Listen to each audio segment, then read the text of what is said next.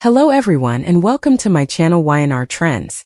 I hope everyone is having a wonderful day. Before we begin, please hit the subscribe button and give this video a thumbs up.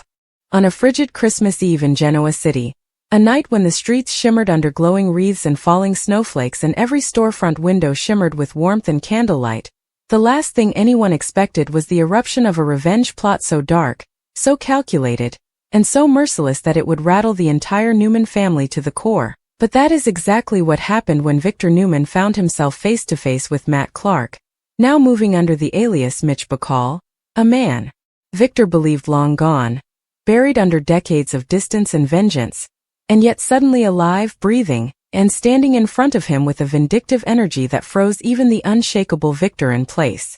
The night had started quietly enough, Victoria wrapping presents for Johnny and Katie, Nikki arranging candles at the ranch while pretending her hands were steady, Nick dropping by with Faith and Christian to deliver gingerbread cookies, and Claire lingering near the living room archway with a cautious smile that suggested she was finally feeling like she belonged in the Newman fold. But all of that warmth evaporated the instant the air shifted and the power flickered as Victor stepped outside to take a business call, only to feel the unmistakable presence of a ghost from his past, a man he wished he had never crossed paths with again. Matt's voice crept through the cold air like a poisonous whisper, and Victor, for the first time in years, felt real dread.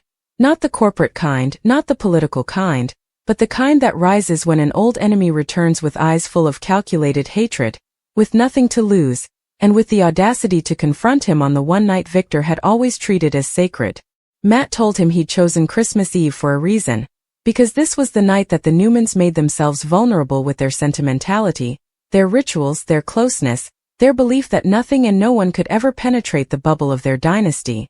But Matt had been plotting for months, watching from the shadows, gathering every piece of emotional ammunition he needed, and now he stood inches from Victor with icy breath and a smirk that suggested that the worst was yet to come.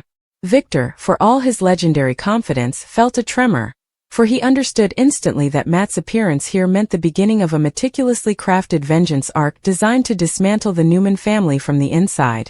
And this knowledge ate at him like acid. Inside the house, Nikki felt something was wrong long before Victor returned through the door. She felt the disturbance in her chest, a heaviness she couldn't explain, the kind she used to get before a relapse or before danger struck. Victoria sensed it too when she saw Nikki stiffen. Nick tried to brush it off as holiday nerves, but Claire also paused, clutching the mug of hot cocoa Sharon had made earlier, as if she too sensed the sudden drop in emotional temperature. Meanwhile, Matt was laying everything out for Victor in a chilling monologue. How he had used the Mitch Bacall identity to infiltrate business circles undetected. How he had been following the AI program debacle. How he had kept track of Claire's redemption arc. And how he had targeted Victor's vulnerabilities with surgical precision. The real horror for Victor came when Matt revealed that this wasn't merely a confrontation. This was the opening act of something bigger. A cascading plan designed to psychologically break everyone Victor loved before ever laying a finger on any of them physically. Matt said he already had Nikki in his sights, that he knew her weak points, her past, her patterns. He knew Victoria's need for control and validation. He knew Nick's guilt. He knew Adam's instability. He even knew Claire's fragile balancing act between her past trauma and her desire for acceptance. Every word hit Victor like a blow. And for a moment, he questioned whether he could truly protect his family from a man whose rage had fermented over decades into something so sharp. Victor lunged toward him, but Matt backed away with ease, warning him that any attempt at retaliation would only accelerate what he had already set in motion. Victor returned to the ranch shaken in a way that he couldn't hide. Nikki immediately registered the fear in his eyes, fear she had not seen there since the days when JT Ian Ward and Marco Anicelli haunted their lives. But this was different. This was personal in a deeper, more primal way, and Victor struggled to articulate what had just happened. The family gathered around him as he explained that Matt Clark was alive and back. Not only back but prepared to wage psychological warfare on the Newmans with a strategy Victor had not yet untangled. Victoria's face turned pale. Nick clenched his fists. Abby, arriving late from society, gasped. Even Adam, who had been in the middle of apologizing to Connor over the phone in another room, stormed in and demanded answers. Claire's instinctive reaction was fear that Matt's arrival might somehow connect back to her previous trauma, fear that she could again be used as a pawn in someone else's sick game. Nikki cried out that they needed extra security, that they needed to alert Chance, that they needed to lock the house down immediately. But Victor, attempting to regain control, told them that what Matt wanted was emotional panic, meaning that giving him that panic would only empower him. Yet even as he said this, his voice trembled slightly and everyone heard it. Meanwhile, Matt watched the house from a distance, observing the impact his appearance had already had. His plan was layered. Step 1 was psychological destabilization. Step 2 was to isolate each Newman emotionally. Step 3 was to force Victor into a corner where he would have to choose which family member to save. And Matt knew Victor well enough to know that these choices would torment him more than any physical attack. As the night progressed and Christmas Eve traditions fell apart, Nikki spiraled with fear, and Victor tried helplessly to reassure her. But Matt had left him with a final message before slipping back into the shadows. "You're going to spend this holiday season the same way I spent mine years ago. Alone, terrified, and watching everything you love slip through your fingers." Adam grew frustrated with Victor's secrecy and demanded to know exactly how much Victor had known about Matt's movements before tonight.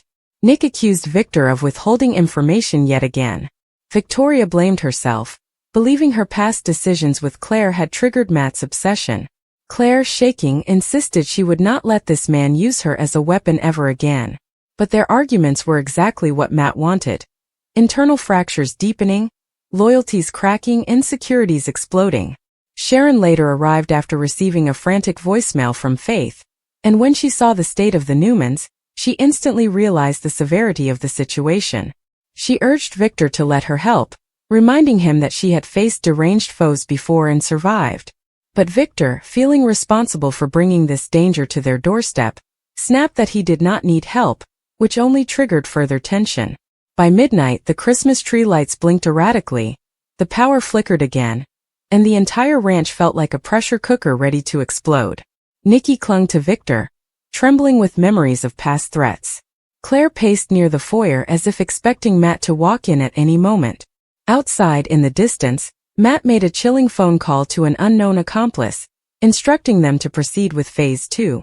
The accomplice's identity remained a mystery, but their voice suggested someone close enough to the Newmans to understand their vulnerabilities intimately. And then, as the snow thickened and the wind howled, a package arrived on the front porch. No address, no label, just a box wrapped in red holiday paper. Victor ordered everyone back, assuming it was a bomb or a tracking device. But when Chance, arriving urgently after Abby called him, examined the box, he discovered it was a video device. When Victor pressed play, Matt's face filled the screen with a sinister smirk. Behind him was a dark room decorated with Christmas lights, lights identical to the ones Nikki had hung earlier. Matt said he had taken something from them already, something that would make itself known soon, and that this was merely the beginning. The video ended with a distorted lullaby version of Silent Night, and Nikki collapsed into Victor's arms, sobbing that she couldn't go through another year of terror. Victor, shaken, terrified, and feeling the crushing weight of responsibility, vowed to take Matt down before he could touch anyone else. But deep down, he knew Matt had already touched them with fear, with uncertainty, with manipulation, with psychological poison, and Christmas Eve at the Newman Ranch would forever be remembered not as a night of peace, but as the night when revenge erupted, the night when the unbreakable Victor Newman finally showed the world that even he could tremble. The chaos and dread from Matt's Christmas Eve reappearance had barely settled before its consequences began to unspool through the Newman family like a slow-acting poison, and despite Victor's attempts to push down his terror and reclaim control, every passing minute only proved how thoroughly Matt had anticipated their reactions. By dawn, the ranch felt eerie, stripped of its holiday warmth, with half-burned candles and scattered wrapping paper now symbols of a celebration abruptly murdered by fear. Victor barely slept, pacing from the living room to the hallway, replaying Matt's words in his mind, analyzing every possible hidden meaning, every veiled threat, while Nikki lay awake in their bedroom, her hands trembling as she tried to calm herself by staring at the snow-covered trees outside the window. She kept hearing the lullaby from the video device, the warped Silent Night, that now acted like a cursed echo haunting her heartbeat. Victoria, trying to be strong for her kids, spent the early morning scrolling through company files, desperate to see if Matt had infiltrated Newman Enterprises again. She wanted to do something, anything, to regain control, because powerlessness had never sat well with her. Nick left the ranch briefly to check on Christian and Faith, but even he couldn't shake the anxiety. He checked every corner of his home, locked every door twice, and texted Sharon nonstop with updates, even though she was already helping at the ranch, standing guard beside Claire, who had not slept at all. Claire sat curled on the living room couch beneath a thick blanket, staring into the fireplace, unable to reconcile the fear of being dragged into another predator's web with her determination not to be a victim again. She kept repeating to herself that she was stronger now, but the shadows in the corners of the room made her feel like her past was reaching out to choke her again. Abby and Chance stayed too, refusing to leave the family exposed, and Chance went so far as to bring 2 of his GCPD officers to patrol the property. Even then, he admitted privately to Abby that Matt had always been a man who thrived on being 10 steps ahead, a man whose cunning wasn't physical brutality but emotional warfare, meaning this was only the opening act. By mid-morning, Victor finally summoned the entire family to the living room, insisting that if Matt wanted psychological chaos, they would not allow him to divide them. But even Victor's steady, commanding voice had cracks in it, and the family saw it. Normally, Victor would have given a confident speech, but this time he struggled to articulate the magnitude of Matt's threat. He explained that Matt had hinted at taking something from them, that something was already gone. But Victor had no idea what that meant, and that terrified him most. When Abby asked whether Matt had kidnapped someone, Victor froze, because that possibility had been haunting him since the video. Nikki gasped and instinctively called Victoria, fearing for her grandchildren's safety. Victoria immediately phoned Billy, frantic, telling him to check Johnny and Katie, and the seconds waiting for his response felt like hours until Billy confirmed both children were safe and asleep. But even then, the fear didn't lift, it merely redirected itself. Adam suggested the worst possibility, that Matt might have targeted someone outside the immediate family, someone they wouldn't immediately think to check on. Claire felt a sharp sting in her chest and quietly asked whether Matt could have taken someone connected to her. Perhaps Jordan's former associates or even someone who helped her recover. The room fell silent, and in that silence the panic deepened. Meanwhile, Matt was already executing the next move in his meticulously crafted revenge. He sat inside a rundown warehouse outside Genoa City, machinery humming in the background, Christmas lights flickering like a mockery of the holiday he intended to destroy for Victor. He watched the Newmans through hidden cameras he had planted earlier in the month, when they never suspected someone was observing. Every terrified expression satisfied him. Every crack in their unity fed his hatred. And next to him sat the person he had taken, someone he intended to use as the perfect pressure point. The figure was tied to a chair, head slumped forward, a cloth wrapped around their mouth. When Matt lifted the person's chin, their eyes fluttered open, revealing someone the Newmans never would have expected. A private but deeply connected individual whose disappearance would devastate the family once discovered. Matt laughed as he turned the camera toward their terrified face. Already recording footage he planned to send to Victor once the emotional tension reached peak pressure. Back at the ranch, tension escalated when Chance discovered footprints near the back property line. Fresh prints in the snow, leading toward the woods behind the stables. Victor instantly insisted they follow the tracks, but Chance stopped him, reminding him Matt wanted them to run into traps. This immediately caused Victor's temper to explode. He lunged at Chance verbally, shouting that no one would stop him from protecting his family, but Nikki intervened, begging Victor not to fall into Matt's psychological games. Claire, watching Victor unravel, felt nauseous, because everything Matt was doing mirrored the kind of mind games Jordan had once used against her, and she feared Victor might fall victim to the same kind of manipulation if he didn't ground himself. Sharon knelt beside Claire and whispered encouragements, reminding her she wasn't powerless anymore. Their moment of solidarity was brief, however, because suddenly the ranch phone rang, a number with no caller ID. Everyone froze. Victor snatched the phone on the first ring, his voice trembling as he demanded Matt identify himself. The line crackled and Matt's voice oozed through the speaker like poison. "You should check your list twice, Victor. Someone didn't make it home for Christmas." Victor's heart dropped. Before he could demand answers, Matt ended the call. Panic erupted instantly. Nick called Summer to check on Harrison. Abby called the athletic club to check on Dom's nanny. Adam checked Connor's boarding school again. Victoria dialed Billy once more. Every family member accounted for their loved ones in a frenzy, until Sharon suddenly gasped, her face draining of color as she realized one name had not been checked. "Where's Noah?" she whispered. The room fell silent again. Noah had left the ranch early the previous evening after helping Claire with some last-minute decorations. He said he was heading back to the GCC to meet a colleague, but no one had spoken to him since. Claire stood up abruptly, panic flooding her features as she insisted Noah had texted her late last night. But when she checked her phone, the message wasn't there. She had assumed it was from him, but now she questioned whether she imagined it in her exhaustion. The realization struck hard. Noah might be the person Matt took. Nikki grabbed Victor's arm, sobbing into his shoulder. Sharon's legs buckled, and she nearly collapsed until Nick caught her. Claire blamed herself instantly, convinced Matt took Noah because of her, because Noah had become a source of stability in her life, and Matt wanted to destroy that. Victor launched into action, ordering Chance to trace Noah's phone, trace Matt's call, trace any movement on the property, and Chance rushed into the hallway, barking orders into his radio. But Matt watched all of it through his surveillance feed with sick satisfaction. The person tied in his warehouse. Noah lifted his head weakly as Matt taunted him, monologuing about how poetic it was to take someone who symbolized hope and healing within the Newman circle. Noah, bruised but conscious, demanded to know what Matt wanted, but Matt simply smirked and told him this wasn't about ransom. It was about Victor finally paying for years of arrogance, years of treating people like disposable pawns, years of destruction hidden behind corporate empires and family loyalty. Matt promised Noah that Victor would soon face an impossible choice, a choice that would define the rest of his life.